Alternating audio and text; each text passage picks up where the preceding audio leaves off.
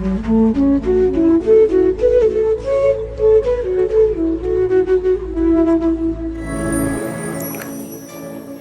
राधा रमणो विजयते। श्री राधे, भक्त का भाव बड़ा निर्मल होता है, भक्त का हृदय भी बड़ा निर्मल होता है। तो एक छोटा सा प्रसंग, महान संत श्री विट्ठलनाथ जी के सेवक नामदेव जी, उनका एक बहुत प्यारा प्रसंग, भक्तमाल की कथा है। एक बार जब नामदेव जी के परिवार में उनके माता पिता सब विठोबा की सेवा करने जब जाते थे विट्ठलनाथ की, तो महाराज उस समय नामदेव जी महाराज 4 या 5 साल के, 4-5 वर्ष का बालक बड़ा छोटा सा होता है। शायद हम और आप जैसों को तो उस अवस्था में पता भी नहीं होता कि भगवत तत्व है क्या। उनके घर में एक भक्ति की ऐसी आभा थी कि श्री नामदेव जी महाराज बड़े भक्ति भाव से विट्ठलनाथ की सेवा करते थे अपने पिताजी के साथ। अब एक बार सुबह सुबह का अमनिया भोग प्रभु को लगना था। भोग प्रसाद की जैसे ही थाली माता ने बनाकर तैयार की, तो पिताजी ने कहा आज मेरा पुत्र जाकर और मेरा बेटा जाकर आज भोग लगा कर आएगा। अकेले नामदेव जी गए। अब महाराज जैसे ही गए तो उन्होंने सोची कि प्रभु पाते होंगे। भोग मतलब भोगना, भोगना यानी कि अच्छे से तृप्त होकर भोगना, तृप्त होकर किसी भी वस्तु को पाना। अब महाराज इधर नामदेव जी जैसे ही गए तो उन्होंने सोचा प्रभु पाते होंगे सचमुच। अब उनको क्या भान, गए प्रभु के विग्रह के आगे जाकर और प्रणाम की नो। वहां के बाद प्रभु से कही कि ठाकुर आरोगो। 1 घंटा हो गया महाराज, 2 घंटा हो गए, जैसा का जैसा ही रखा हुआ। और इधर माता पिता चिंतित, 2 घंटे तक कुछ नहीं हुआ। उसके बाद नामदेव जी फूट फूट कर रोने लगे कि देखो ठाकुर, अगर आपने भोग नहीं पाया तो मैं बाहर जा नहीं सकूंगा। अब ऐसे 3 घंटे 4 घंटे ऐसे शाम हो गई महाराज, अमनिया भोग शाम तक नहीं पाया ठाकुर जी ने। और उसके बाद ठाकुर जी से नामदेव जी ने कही कि देखो सीधी सीधी बात है, अगर आप नहीं पाओगे तो मेरी पिटाई होगी और मैया बहुत मारेगी। और महाराज जैसे ही ये कहा और फूट फूट कर नामदेव जी रोने लगे, तुरंत ठाकुर जी उस श्री विग्रह से निकलकर और सारा भोग प्रसाद ठाकुर जी ने आरोगा।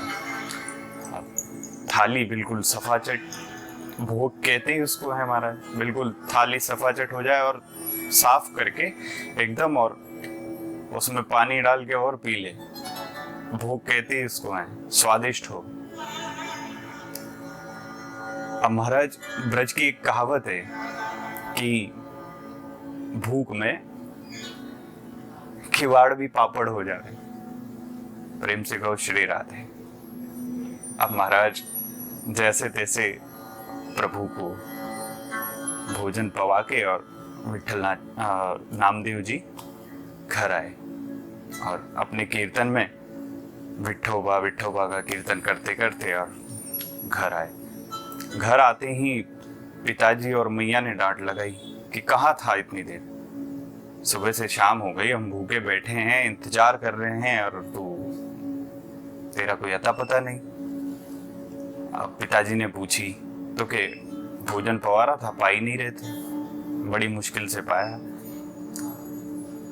अब पिताजी ने सोची कि कहीं यारी दोस्ती में खिलाया होगा और झूठ बोल रहा है, तो कि सच बता वरना बहुत पिटाई खाएगा। कह रहे सच में विठलनाथ जी ने पाया है, स्वयं ठाकुर जी ने पाया है। कि चल ठीक है, कल मैं चलूंगा, मेरे साथ चल रहा, फिर पवाएंगे। कि ठीक है। अब महाराज इधर अगले दिन सुबह पिताजी के साथ नामदेव जी गए और नामदेव जी ने क्या किया कि नामदेव जी को भोजन की थाली देकर और प्रसादी की थाली देकर और आगे भेज दिया और उनके पिताजी दूर कोने में से छुपकर देख रहे।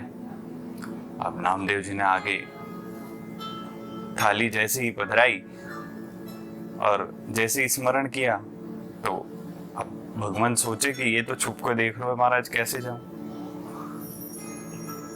इधर नामदेव जी कहने लगे कि देखो कल तो मैया मारती, आज पिताजी ठुकाई करेंगे अगर जो तुम नहीं आए तो। और उधर प्रभु से जैसे ही बोली कि आओ ठाकुर आरोगो, तो भगवान मना करे, अरे नहीं नहीं नहीं, वो तुम्हारे पिताजी देख रहे हैं छुप के, किसी ने देखा है खाता हुआ ठाकुर। तो नामदेव जी ने कहा कि मैंने तो बोलता हुआ भी नहीं देखा था, कल ही देखा है, कल ही देखो है महाराज सब लोग। तो नामदेव जी ने कही कि नहीं, आपको आना ही पड़ेगा। और जैसे ही नामदेव जी की आंखों से फिर से अश्रु आने लगे कि ठाकुर लाज रख लो, वैसे ही उस श्री विग्रह से प्रभु स्वयं जीवंत रूप में निकलकर और अपने भक्त का भोजन भोग आरोगने लगे। और महाराज इधर पिताजी देखकर नामदेव जी के चरणों में गिर गए। तो भैया भक्त का भाव निर्मल होना चाहिए, तभी तो गोस्वामी जी ने भी वर्णन किया है रामचरितमानस में, निर्मल मन जन सो मोहि पावा,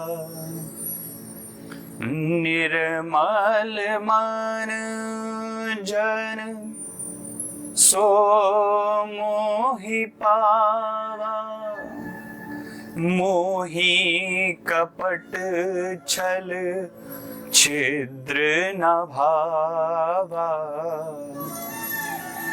श्री राधे।